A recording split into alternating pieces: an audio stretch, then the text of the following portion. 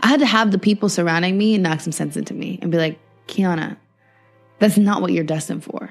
Like, you have much more to offer this world. Not that there's anything wrong with performing at like jazz night and doing that stuff. I think that's amazing. But I think what my body and my mind and my soul was meant for was to affect a larger amount of people. I really feel like I'm starting to love myself more than I love anybody else in this life. And that was something it's really hard for brown women, for black women, for like women in general. It's just really fucking hard for us. Don't be afraid to fail. Who gives a fuck if you fuck up? People fuck up all the time and they still succeed. This is Kiana Ledé, and you're listening to Dreams and Drive. Hey, Dream Drivers. You know, life moves fast, but time stands still when you're with the ones you love. Savor the moment, big or small, with Starbucks ready-to-drink coffee. From bottled Frappuccino drinks to canned nitro cold brew, Starbucks coffee gets you ready for the right now. Starbucks ready-to-drink coffee is available now, online, or wherever you buy groceries. Hey, Dream Drivers, welcome to episode 322, and we are throwing it back today with a rewind episode from 2019, episode 206, with singer, songwriter, and actress Kiana Ledé. If you did not hear this when it originally aired, I'm telling you, you are in for a treat today. She had a hit song back in 2019 called X. I'm pretty sure if you YouTube it or whatever, like, you will know that song. And on today's episode, Kiana Ledé and I are going to have a conversation on the idea of working on yourself and why she's been working on herself. And also, Kiana's new EP is out, and it's called Myself. And her song Heavy has a special surprise on it. Towards the end of it, you can hear a sample from episode 145 with Jenifer Lewis. So that's how we were able to connect. Her team reached out to me and said they want to sample a snippet of the song on her record. I loved it. We negotiated and made things happen. And I asked, would I be able to interview her? They said no problem. Earlier this month, I traveled to New York City to the Republic Records headquarters and interviewed Kiana in person. And it was such a lovely experience. She has such a lovely spirit. And I'm realizing there's so much value in interviewing people in person. I normally do all my interviews virtually, but this was an eye-opener and a motivation for me to continue to reach out for in-person opportunities, because the vibe, the connection, everything just feels a little bit different when you're actually connecting with that person. If this is your first time listening, please make sure that you are subscribed to this channel wherever you're listening, whether it's Apple Podcasts, Spotify, SoundCloud, Google Podcasts, Castbox, a podcast app, wherever you're listening. Hit subscribe so that every time we have a new episode, you are notified. And also, if you love this episode, if you love Kiana Ledé, if you love what she talks about, please share this with someone. I especially love it when you share and post on your Instagram stories, your Instagram page, Twitter, Facebook, texting it to a friend, emailing it to somebody. Just forward this episode to one person. I really think that Kiana's story is very unique, and I would love for more people to hear it. So thanks, guys, in advance. Make sure you're following us on social media. You can find us at Dreams and Drive across the board on Facebook, Twitter, and Instagram. And if you want to get our weekly newsletter delivered straight to your email inbox, just go to dreamsanddrive.com/join. That's dreamsanddrive.com/join. All right, let's hear from Kiana. What inspired you as a child? I feel like going back to our childhood selves always helps us get centered, right? So true. Who was Kiana, the little girl, growing up? Oh, Kiana, the little girl. It's funny you say that, because whenever I find myself in a rut, or feeling stuck or in a depression, I always go back to little Kiana. Really? Yeah. And I know that it's very close to who I am today, which is why I'm so happy. Mm-hmm. But very spunky, really energetic, bouncing off the walls always with a smile on her face. I mean, I feel emotions very extremely, but even if I'm angry, I'm smiling. It's kind of creepy, but whatever. Where did you grow up? Phoenix, Arizona. Oh, really? I've never been to Phoenix, so I need to You don't need to go there. Why not? You can go there once, spend 3 days there, and then know exactly what it is, and you never have to go back again. So when you were a kid, did you ever dream of leaving Phoenix? Oh, the entire time I was living there, basically. Okay. I was born in Lemoore, California, which is near Fresno. Okay. And then my parents got divorced, and my mom moved us to Arizona. And there just wasn't much to do there. I am glad that I was raised there because I loved having more time and freedom and space to like write music. I literally sat at a piano all day, read books. I didn't have a TV. I had a TV, but we didn't have cable. So I just spent a lot of time being like an imaginative kid, and doing a lot of outdoorsy shit. Like we camped so much. We were road just talking trips. about how camping is not my thing. See, and it's totally my thing. Like every time I feel like LA's getting too much for me, this life is getting too much for me, I literally just tell my team I'm going to be gone for 4 days. I need to disconnect, and I just go camping. I love it. So what was the dream then as a kid? As you were thinking of leaving Phoenix, where did you want to go? LA was always the place I wanted to go. I mean, I knew that my destination was always traveling and seeing the world. I never wanted to feel like I was stuck in a place or tied down for too long in one spot. But I knew that I had to go to LA to even get to that part. So I left home when I was 16 to move there.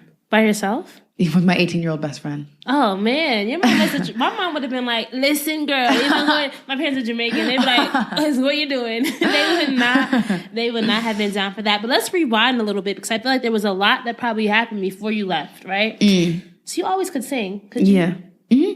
So did you know that this was your gift as a child? Or did you see it as a gift, or did you just see it as something that you could do very well?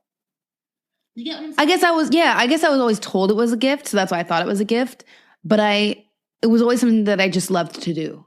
It became, and I always say this, but it's so true, it became like a second language to me. Like I was always singing. Like, you know how people like that are bilingual, they're like thinking in maybe they speak maybe they spoke Spanish first. So they're thinking in Spanish, but they're translating it to English by the time it gets to their mouths, right? That's how I felt like for singing. Like if I was doing math problems, I was singing a song in my head, you know? Yeah. So I always loved it. I never was not singing. Okay. So how did you kind of cultivate that talent? I know for me, when I was little, I thought I could sing, but it's different from someone who could actually sing versus someone who thinks they could sing. Were you like in talent shows? I know that you even, when you were younger, you were in not America's Got Talent. What was the talent show? No, that was Kid Star Talent Search. Okay. But I started out actually doing pageants. So I went to a performing arts school. My mom is like the most supportive person. I've never met somebody as ride or die as my mom. But she always believed in me, always wanted me to live my dreams. And since I was like 3, she was putting me in extracurricular shit, like dance class, acting, like musical theater. And she put me into art schools. So I was just like always performing, learning music, learning anything I could that had to do with music. And there's not many opportunities in Arizona to do that, you know, but every opportunity there was, she was letting me do it. So yeah, so I was going to art school. I was in musical theater. I was in dance classes. I was in performing arts groups, in and out of school. And I did pageants. So that was like a really big thing for me, I think, was learning how to like do public speaking and sing and dance. And while I think it came with some damaging qualities. What do you mean? I think my mom never put me in beauty pageants. Okay. Like my mom is like way more hippie than she's like, you don't wear makeup. How about just don't wear makeup? Yeah. And my parents were also really strict, weirdly enough. But she put me in these pageants to help me learn how to perform and do and interview skills. Yeah, okay. Talent pageants, exactly. But I think what was so fucked up about those was they were not basing you off of your looks. They were basing you off of your personality, which is a lot deeper when you think about it as you get older. And you were still young. I was still young. If you give an answer and the judges don't like it, they're judging your personality. And I think there were a couple years that I didn't win. And it was like I feel like I got looked at as like, what's wrong with you this year? How old were you? Do you remember? I did them from when I was 4 until I was like 15. And at 15, you got a record deal. Yeah. Right? So talk me through that. Like, what was it like being 15 years old, not even out of high school yet, and with the record deal? It was crazy. I was in my sophomore year, and I was in Kids Bop too at the time. I think they didn't really know what to do with me. So they were just like, here, be in Kids Bop. And I was like, okay. And it was a really amazing experience. I missed a lot of my high school years. Like I ended up going to online school right after that because during sophomore year I was trying to be in honors classes and try and be in student council and try and do theater and trying to be a normal kid. Trying to be a normal kid and still like do all the extracurriculars when I came to school because my mom thinks school is very important. She's a teacher, but also trying to live my dreams at the same time. And I knew that I couldn't miss out on that opportunity. So, and my mom did as well. And that's why I think she was like, just go to online school, just move to LA. And I was ready. Really dope. She's amazing. My mother is amazing. So when you moved to LA, you said you moved to LA at 16 with your 18-year-old best friend. How the hell, like, how did you get started? How did you actually stay afloat? Because I couldn't imagine living on my own at 16. Yeah. I think in my head, I was already like a grown-ass woman, you know? Like in my head, I was like, this is... But in retrospect, you're like, girl. No, I knew nothing. I knew absolutely nothing. I mean, I was a lot more mature than a lot of other 16-year-olds. I literally, I think maturity-wise, I was like 20 maybe, but still a 20-year-old knows nothing about the world, right? My first deal I signed was a 360 deal with no advance. So I came out of it with no money. So I worked at CVS to save up for my apartment, to move into my apartment for the expenses. Then I moved into my apartment and my mom paid for my rent. And it was $600 for my rent. And then the rest I had to pay for myself. Yeah. So I was a gymnastics teacher. I worked at a gymnastics center for little kids for a while. And then I also just like hustled around for more money and did like demo singing and singing lessons sometimes. I worked at this jazz club. Even though I was 16, I was working at a fucking jazz club. I just did anything I could. And I really tried to keep making music the place that I was making my money. So eventually I quit my gymnastics job and just kept doing music shit, just hustling for that. Were you ever nervous that it wasn't going to work out? Because I feel like a lot of us sometimes when we're going for our dreams, there's this inner thing inside of us is like, oh, maybe it won't work out. Yeah. I mean, 100%. I think... in my core, I always knew that this is what I was destined to do. So I knew that maybe it might not work right now, but one day it will. But when I got dropped, that was like, I never stopped thinking I'm going to do music for the rest of my life. I started lowering my goals and my expectations. Like I was really depressed when I got dropped because I was 17. I didn't know what I was doing. I was like, I'm back at square one in LA.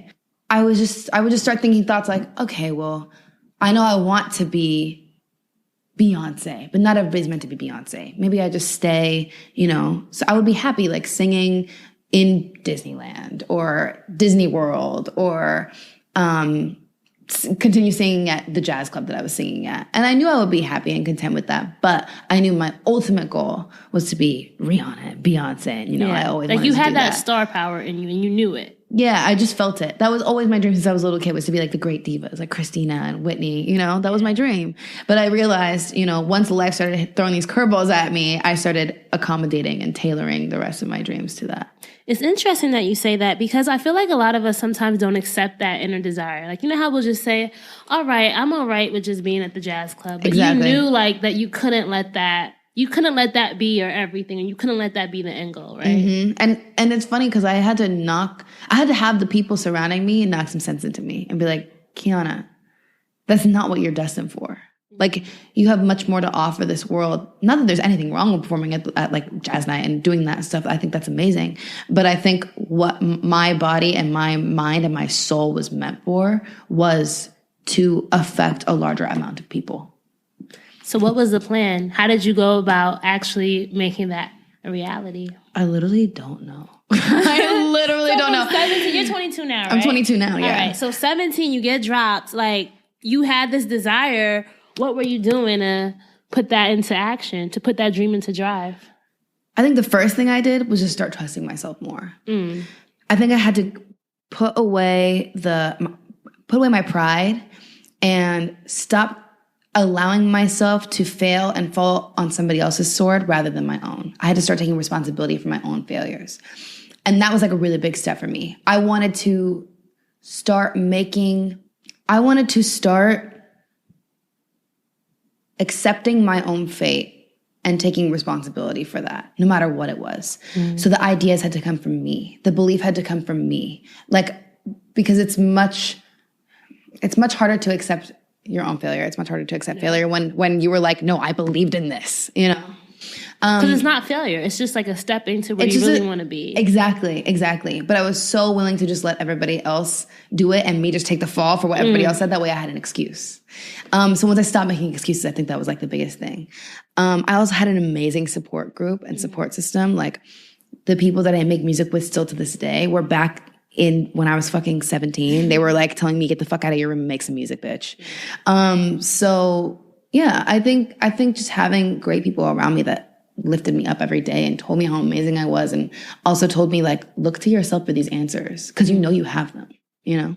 I feel like for people who are listening who might want to be aspiring, who might be aspiring artists, who might want to be the next Beyonce as well, were there any like tangible things that you knew, all right, if I want the world to see me, if I want to reach this bigger audience, I need to do X, X, and X? Yeah, I think being, especially nowadays, being really authentic and true to yourself is such a big thing.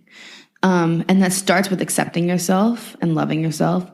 And I think the only reason that I'm even as successful as I am now is because I'm not.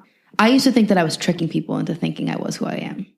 Now I really believe in myself and I believe that I love who I am. And I feel like people are relating to who I am now. I'm not feeling like I have to trick anybody. And I can do podcasts and I can do interviews and I can work all day long because it's just me being me, you know? And I'm lucky enough to have this job so that I can just be myself and show people who that is. And hopefully they relate to it and learn from it and grow, along with me. But I think not taking advantage of that and truly being your authentic self is... Do you feel like a lot of artists or newbie artists are trying to be other types? Like, let's say on YouTube, right, you might search R&B, sensation, whatever you would search, right? And then you see the same type of person. In order to differentiate yourself, what would you tell artists to really focus on? I think just focus on yourself. That's really it. I mean, this is so stupid, but you know that saying, like, we all are snowflakes. You really are authentically different and genuinely different. And if you just believe in that and believe in the process and believe in yourself being yourself, I think there are people out there that are going to love it no matter what. It might take them some time, but they will. What was the process then? Like, how did it feel to then be signed to Republic, going from this time in your life where you were uncertain and now you're with the top record label? It's funny because when I got dropped because I was making music that kind of behind my label's back, I guess, that they didn't want me to make. They wanted me to be like pop, like bubblegum pop. And I always knew that's not what I wanted to be. So I started putting my foot down then. And I was like, I made more soulful pop, like R&B pop, but it was still pop, just the pop that I was comfortable doing. Yeah. And I showed it to them, to my old label, and I found out a month later that I was dropped. Can they just do that? Is that how it works? They did in it. the music So industry? yes. That it's must crazy. be stressful, like not knowing, like it's not secure. No, I could literally be dropped tomorrow. Wow. It's crazy. I found out I was dropped, and then after I got dropped, and I started like gaining my shit, getting my life together. Were you like doing your own like promo, like building your own little community during that time? Not really. Like I kept these two guys, Mike and Kevin, named Rice and Peas. Named Mike and Kevin, their duo is Rice and Peas. Okay. Their production duo. No, but a Jamaican guy gave them that name. Okay. We met during my RCA deal. After I got dropped, they just really believed in me. They became like my older brothers. And they were, some of the people who were just like, you need to get out of your room and make music. Like, you're much better than just staying in your room. We got busy in the studio and we just kept working. And they were really like the only producers that I had met that stayed with me throughout the whole process. So I still work with them today. Like, they did Wicked Games and Take It All and Shoddy and like a bunch of songs. But yeah, so that's who I started making the videos with as well. Like, we just did anything and everything. So we were trying to hustle and create a name for ourselves, but we didn't really know where to start.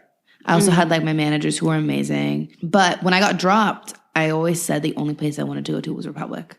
Because I already knew. No, I 100% knew. That was the other thing, was I started like meditating on things and saying them out loud and speaking them into existence. Like, I literally said out loud, I only want to be at Republic Records, because I saw that they were taking their artists and allowing them to be themselves while bringing them to a mainstream platform. And that was like a dream to me. Like The Weeknd, Ariana, these are people that like nobody else can sing their songs. Like, those are very special artists. It would be very hard to do a cover to like a Weeknd song. It will never really sound. You can't think of another artist that would sound as good as The Weeknd singing Weeknd songs. Yeah. But he's on pop radio and urban radio. So I knew that's what I wanted to do and where I wanted to be. How does one actually go about getting signed, though? Like, is it something that, is there a formula to it, or are you just out here pitching, sending demos, meeting with executives? How does that work? I did the whole pitching, giving CDs out thing when I was like 15, 14. But I think when I got older and I started living in LA, I knew enough people to just kind of keep working and hope that eventually someone caught on. For how it happened for me was doing the covers with Mike and Kevin. And we had been doing the covers for a year. And then a year into doing them, we did Hotline Bling. And it was really just exposure. Like, and it was a complete accident. We didn't know, like, we didn't pay for the view. We didn't know, like, what was going to happen. We didn't know it was going to catch fire. But it did. And, like, it just got really viral on Facebook. And then it started spreading. And that's when all the labels started calling. And luckily, Republic. And you were like, Republic, first dibs, yes. Exactly. How did it feel the day you signed the deal? I don't know if it's electronic or you actually had to sign it. No, I really signed it. There's a video and everything. How did that feel? Do you remember that feeling? Like, do you remember just, like, what was next? What were you thinking in your head? My main thought was, do not take this for granted, bitch. Because I could have easily taken it for granted. I got an advance this time, so like I got my money. I could leave and do nothing, right? I knew that this was a second chance for me. And I wanted to do it on my terms, my way, and be able to say, even if it did fail again, because that's always like, once you see failure happen once and you experience it, you're always afraid of it happening again, right? That's just how we are as human beings. I wanted to make sure that if I failed this time, it was on my terms. It was because I was doing something that I truly believed in. And one day there was going to be somebody who loved it. And luckily, Republic has just been loving it since day one. So they will continue, right? It will manifest. Exactly. Like, I will be Republic. Thank you. Until it's my time, or until whatever the next opportunity comes. Exactly. Let's talk. I mean, we can talk about. I want to talk about this EP just because we're connected to it. But prior to this, what do you think was the moment that you realized, wow, it's coming true? Like, was there a video that went viral, a moment like with another star that you were like, wait, like, this is me, this is my life? Dream Drivers. Hennessy celebrates those who never stop and never settle in their never-ending pursuit of greatness. Maurice Ashley lives his passion. Through his love of chess, he made history in 1999 as the world's first Black Grandmaster. An inspiring story of intellect and brilliance, his ability to push the potential of his own mind to new levels of greatness is universally inspiring. Visit Hennessy.com to learn more about Maurice Ashley. In the world of the mind, there are no limits. Hennessy, never stop, never settle. It's summer, and I know we all are on the quest for the perfect beverage to quench our desire for refreshing. So here's the question. What have you always wanted to try? Is there something that has been a dream of yours, a flavor, a taste that you just really need to get at? Gold Peak Real Brewed is here to unleash your thirst for trying.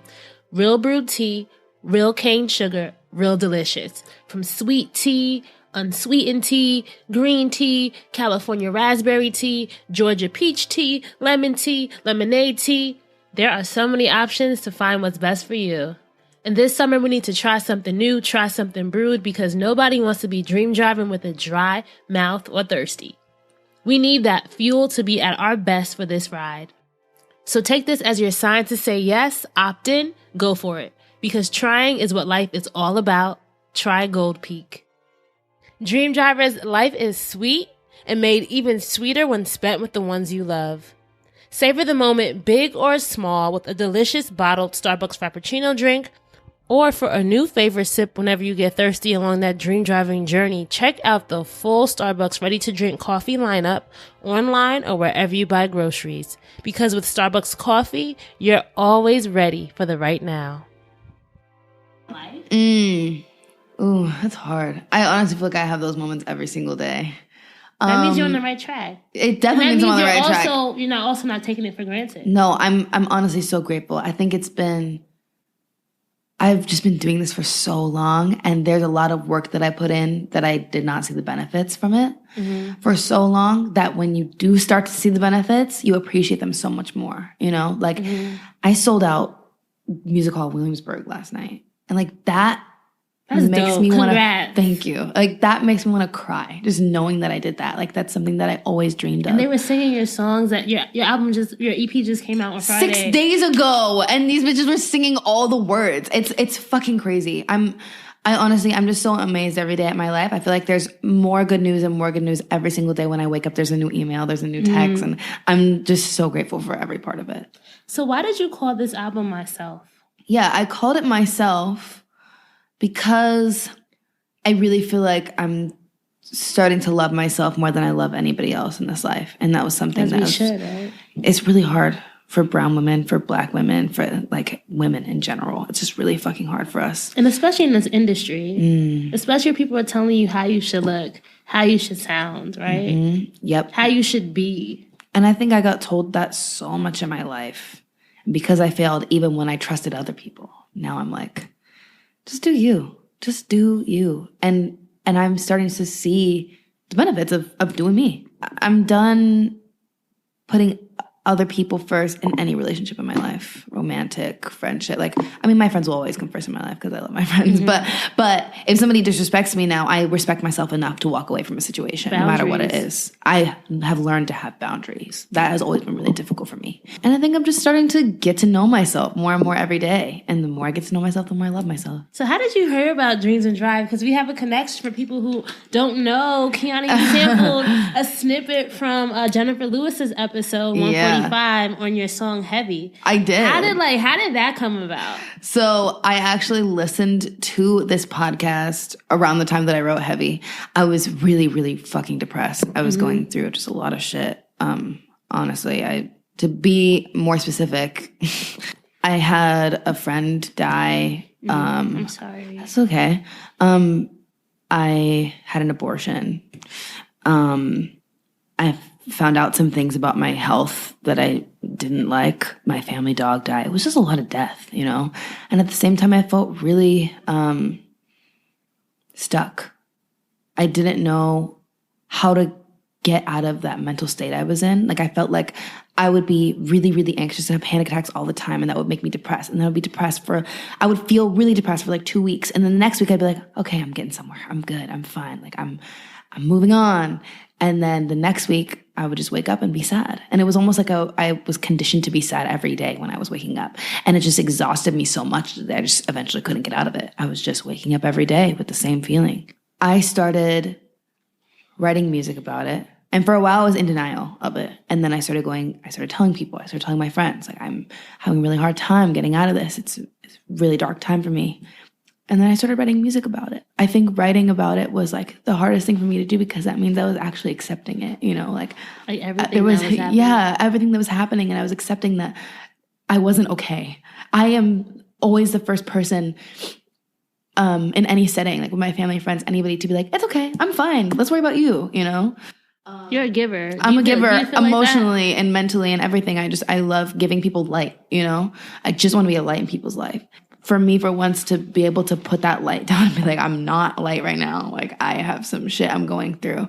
To be able to accept that and write about it was really difficult. My mom was like someone that I really leaned on during that time because my mom has also struggled with depression and anxiety. And she was listening to your podcast and she heard the one with Jenifer Lewis and it really touched her as a woman. And she was like, she thought about me and she was like, I'm sending this to you to listen to it. And at first I was like, I'm not going to listen to this because I know you're just trying to make me feel better. And like, that's really sweet, but I don't have time to listen to this fucking podcast right now. Like, I'm trying to go to therapy. Okay. You got to leave me alone. And my mom has this thing of like giving me for Christmas. She always gives me like books that have to do with what happened in my life that year. Like when I was really anxious and like not like feeling pretty insecure, she would give me like the "You Are a Badass" book and like I have on my show too. Yeah, it's amazing. But my mom always does like it's like backhanded like compliment books, you know, like get your life together, but here is a sweet gift. Yeah. So that I was like, oh, that's one of her things. Nah, I'm just not gonna do it right now. Yeah.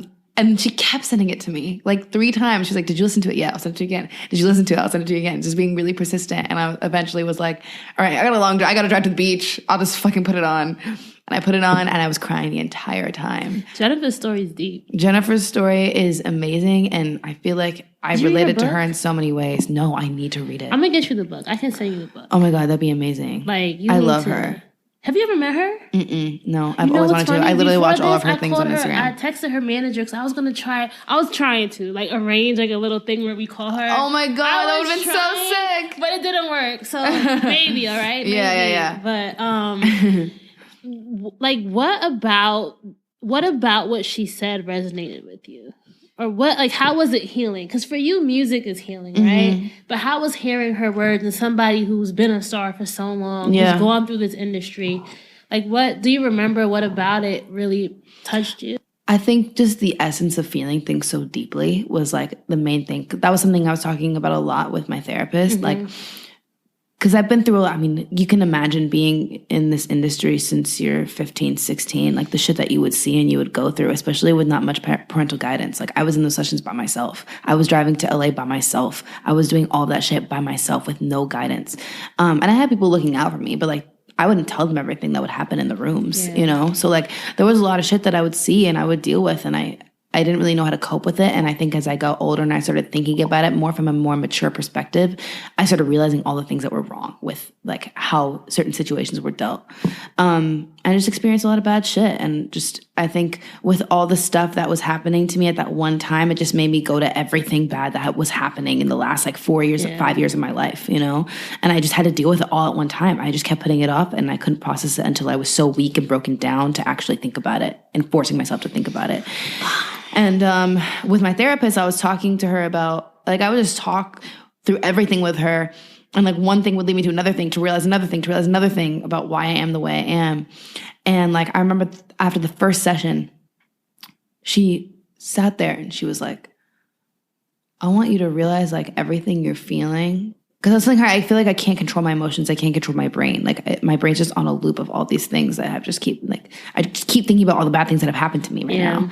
And it's keeping me in this place. And she was like, yes, but I also want you to realize I can also work to your advantage. Like, it doesn't have to be a weakness. It can be a power, a superpower as well. And it's like accepting butterflies are in the room. You can either try to fight the butterflies, right, or they could be with you and you do something with them. Exactly. And she was saying, like, you're a special person because most people in this life and in this world either only allow themselves or only have the ability to feel from, if you think of emotions and feeling on a scale of -10 to +10, most people, and the middle is 0, right?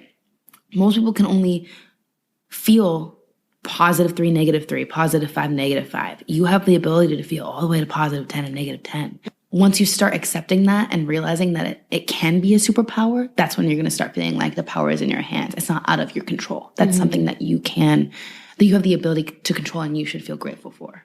And I feel like that's a lot of things that Jenifer was talking about, you know, like the things with her mental illnesses and stuff. Like those can be beautiful things, even though they're really difficult to cope with in the world, that the way that the world is built and the way that society has been built is difficult to deal with in this world. But in general, those things are really beautiful. Yep. And also it's just accepting it and getting help. Like you said, you went to therapy. She decided to get help because it could destroy you if you don't understand how to process everything. It's one of my favorite songs on the album, not just because like she's in it, but I just think it's so real. The other thing I was going to say about Jenifer and the thing that I put in Heavy that she said that really stuck with me, like that, I remember thinking about that for days and days and days. And I was actually trying to get it on the Selfless EP, but it's so crazy how life works out because I was not planning on the next EP being called Myself. I just happened to write a song. She said something like that. And she says you can't run away from yourself. Yes. And Heavy was going to be on Selfless. And then, no, it wasn't. Heavy was going to come out by itself. And I wanted it to be, I wanted that quote to be on another song in Selfless. What did I want to put it on? I wanted it to be an interlude. Okay. And it's crazy. We couldn't get the clearance in time. Like, just shit was happening, right? And when I wrote Heavy, I was like, wait, this is the perfect place to put this. I'm so much more excited about it being on this song because I felt like selfless was very much like I was running away from myself all the time, trying to find the things that I was lacking in other people so that I could have those qualities and attributes in my life no matter what, because I knew I needed them. But I just was so afraid of working on myself to get them. And myself, and Heavy specifically, was more about me realizing, like, even though I loved the person that I was with a lot, Relationship. Okay. Yeah, I had a boyfriend. Okay. We were both pretty depressed. Like, it was on and off, you know, like I would be good and he would be bad, and he would be good and I would be bad, and it was just like constantly trying to pick each other up. You love someone, but you know it's toxic. Exactly. And like, it wasn't like we didn't like fight or anything like that. Like, it was just like we just didn't have enough mental space for each other. And he really was my best friend. And like, there were times where I would wake up in the morning. Sorry, I'm getting emotional. It's like thinking about it. It's a really hard time. I would like get up in the morning and I couldn't get out of bed physically because I was so just like lethargic and just didn't have the energy. And he would like physically pick me up out of bed and like take me outside and like go outside and stretch with me and get fresh air and like really try to tend to me, even though he was dealing with his own shit, you know? I realized that when he left for Portland on a trip to go back home, like, I couldn't live without him. And that's when I knew I needed to make a change, because I was not willing to go my entire life relying on somebody else for my happiness. And like, my mom always taught me to be like an independent person, and I knew I was that, but because of the things that life had dealt me, I became very reliant on other people for my happiness and for their acceptance. And I just knew I didn't want to live like that anymore. I wanted to be able to rely on myself and feel good on my own, no matter how hard it got or how dark it got. I needed to just work past it and work through it to be able to pick myself up in the morning and get out of bed, you know? Do you feel like part of this journey of being an artist is also very lonely too? Yeah, I think it can be. I'm so lucky because I have incredible friends. Like, I work with the people that I love the most in my life. Like, my managers are like uncles to me. My TM is my best friend. My road manager is my best friend. All the artists that are signed under my managers, they're my family. Like, those are my fucking friends. The guy who does all my visuals, like, he's one of my best friends. I just work with people that I really love, and I feed a lot of energy. So I know if something's not going to work, and I won't keep those people in my life and in my work, because it is very personal, you know? And I think I've finally surrounded myself with people that care about me as much as I care about them. And they would never let me get lonely. We all need people like that. Like, you know, when you think about the whole dream driving analogy, those are the people in your car with you, right? The passenger seat might even be in the trunk sometimes, right? Exactly. But they're still there. They're still there. It's, how do you then manage, like, Kiana, the personal brand, right? Like, who you are to the world versus who you are inside? Like, do you feel like it's the same person? And if you're an artist, do you have to separate the two in order to accomplish your musical goals? For me personally, no. Okay. I am just very honest. I'm an open book. I have no filter. I have no way of like, I'm a horrible liar. Like, I will tell you anything you need to know. You ask me any question, I'll answer it truthfully and honestly without even thinking. And sometimes that can get really scary. For me, it's gotten scary before because like when I put out my projects, if you don't like my songs, you don't like me. You don't like my story. You don't want to hear what I have to say. So it can feel very personal, but I think I've learned to just separate what everybody else in the world thinks about me and what the people I actually love think about me, you know, and what I think about myself. I think what you think about yourself is the most important. It seems like you're very like connected to your words, right? What are some of the challenges though that you face with just being an everyday touring now, making sure that you're in good standing with the label? Like, what's just some of the day-to-day challenges of being an artist? I feel like we don't often get to see. Like, we see everyone shine, but are there things that you're sometimes struggling with just from, like, a business side or just, like, getting things done side? Yeah. I mean, I think the biggest thing I struggle with, because work is always first for me, right? Like, when I'm not doing this, I'm in a session or touring or in a meeting or trying to approve something. You know, I'm always like, I hate being on my phone, but I'm always on it to fucking work. I think the hardest thing for me is to sleep. It's important, girl. You gotta find the time to sleep, especially when I'm in a fucking, I'm so happy. I'm so grateful for my life, but I'm also in a different fucking country and city every 3 hours, you know? So to just find the time to like chill and be like, okay, I need to turn off my phone for like a good 8 hours and just like chill. Yeah, it's really fucking hard. But it makes me appreciate the time that I do get a lot more, you know? Who's Kiana listening to? Like, when you're in your self-care mode, like, what are you doing? Like, what does self-care look like for Kiana? Ooh, self-care for Kiana is some, like, modern-day slow jams. I love taking a good long-ass shower, getting out of the shower, steaming my face, putting on some masks. It's a lot of just, like, natural beauty health shit. Yeah.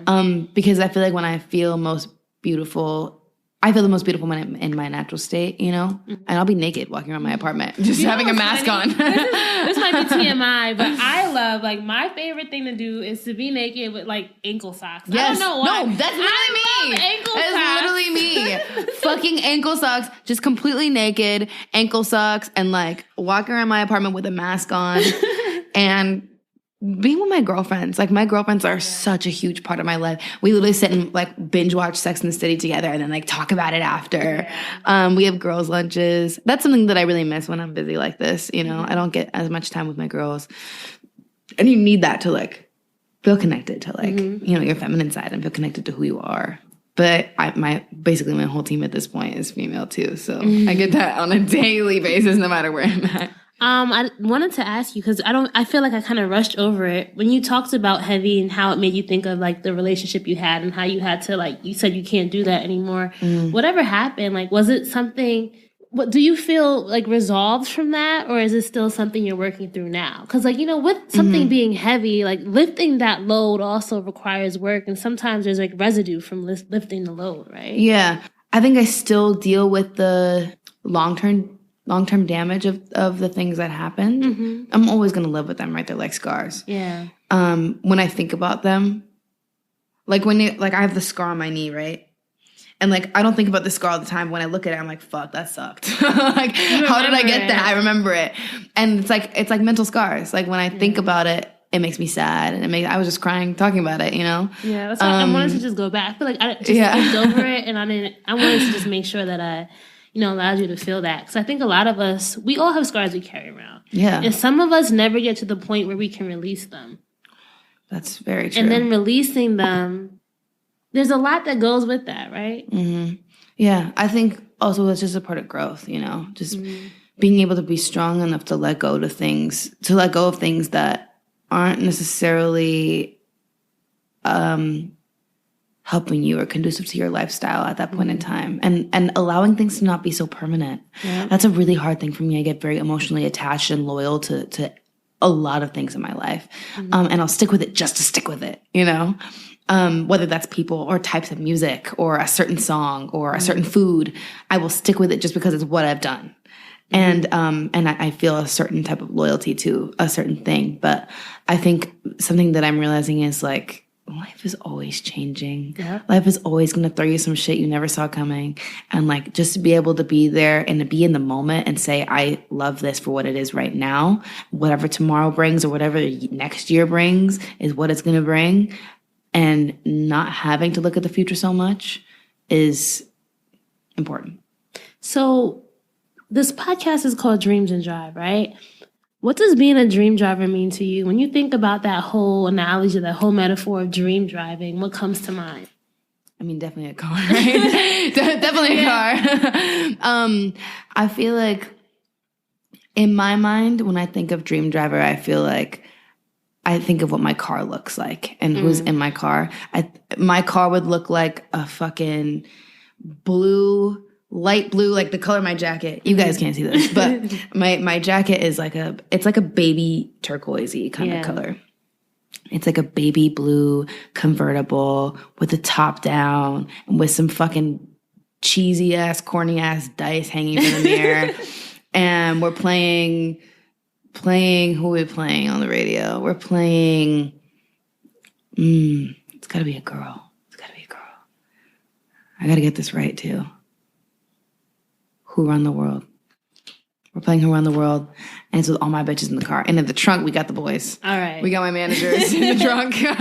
They won't even be mad that I said that. They'll be like, yeah, that's right. You're in the trunk? Yeah, they're in the trunk.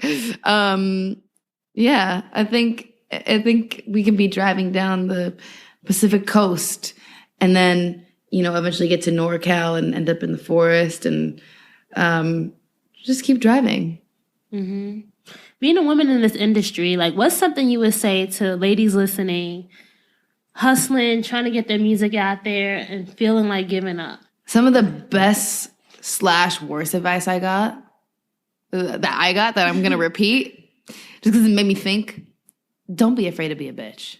I took that and ran with it in my own way. Like people give you advice and you don't have to take it so literally. Mm-hmm. In my mind, that meant don't be afraid to be a boss. Don't be afraid to put your foot down. Anything that a man would do, you should be able to do. If there are some things that like I would say and like people would have a problem with it, and I'd be like, but if I was a man, you wouldn't have an issue, Yep. So I think just being able to be like, no, I believe in this. I'm going to put my fucking foot down and you're going to listen to me because this is my shit. I run my life. I run my shit. You're going to listen. And if you don't, then we'll decide what we're going to do after that. But I'm at least going to fucking say it. It's funny because I was just talking to one of my friends yesterday. She's trying to negotiate for a raise. I mean, she's trying to negotiate for, you can get a job offer, but she wants to like ask for $10,000 more. I'm like, what would a white man do? Yeah, exactly. Thank you. What would a white man do? And she was like, ask for 20. I said, ask for 20, right? Yes, exactly. So don't be afraid. So what's next for Kiana? We know we have Myself is out. Mm-hmm. You can stream it on all platforms. What are you looking forward to doing in the future, girl?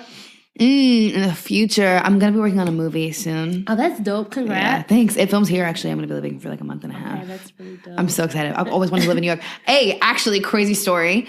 Not last time I was here. Last time I did a show here, I literally said to my friend who was working on another movie here, we were out at ice cream, and I was like, I just want to get a job here. I just want to live in New York for a month. That's it.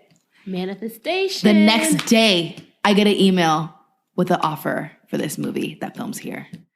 And I was like, wow, how amazing is that? And I called him up right away and I was like, dude, I just got this fucking offer. Remember when I was talking about this last night? And so now I'm doing it. So that's going to happen. We also have Myself album coming eventually. I'm going to be touring before the end of the year. I can't really like say much, but yeah, it's an incredible year. Okay, and last question. If you want to be a dream driver, you have to have your keys to success, right? Mm. What are 3 things you think every dream driver needs in their toolkit before they hit the road? Water. Mm-hmm. My mom used to always tell me, drink more water. Like, I would be like, I would get a cut or something, and she'd be like, that's because you're not drinking enough water. I'd be like, how, bitch? That's funny. But my life got so much better when I started drinking more water. Mm-hmm. So water is a really important thing. Really just taking after my mom now. Oh my God, I'm just like my mom. Second thing is believe in yourself. Number 1, you are number 1 in your life. Once you start believing in yourself, it will allow other people to believe in you. And I think the third thing is don't be afraid to fail. Who gives a fuck if you fuck up? People fuck up all the time and they still succeed. Thank you. Thank you so much. Wow. Great. I wanted to know why some people who get COVID-19 get it so bad. I found out it may be because they have a high risk factor, such as heart disease, diabetes, being overweight, smoking, and asthma. Even if symptoms feel mild, these factors can increase your risk of COVID-19 turning severe. So if you're at high risk and test positive, there are things you can do, like asking your healthcare provider if an authorized oral treatment is right for you. Learn about an option at treatcovid19.com. This message is sponsored by Pfizer. All right, so that's a wrap for episode 322 with Kiana Ledé.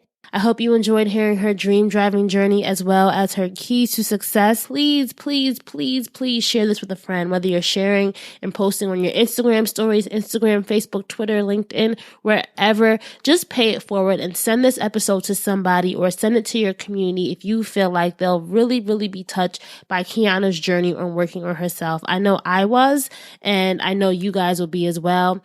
And also, if you want to support us, make sure that you stream Kiana's album, Myself. It's available on all the streaming platforms. And especially check out her song, Heavy, that's featuring Jenifer Lewis, which was a sample from Dreams and Drive episode 145. It's such a beautiful song, and you guys heard what inspired it, so I think it means even more now as you listen to it. So definitely check that out. If you want to support Dreams and Drive, we have many options available. Just go to dreamsanddrive.com/donate, and I would really, really appreciate anything that you can do. The best thing you could do probably is join our Patreon community. So if you want to be part of our Patreon community, just go to dreamsanddrive.com/donate.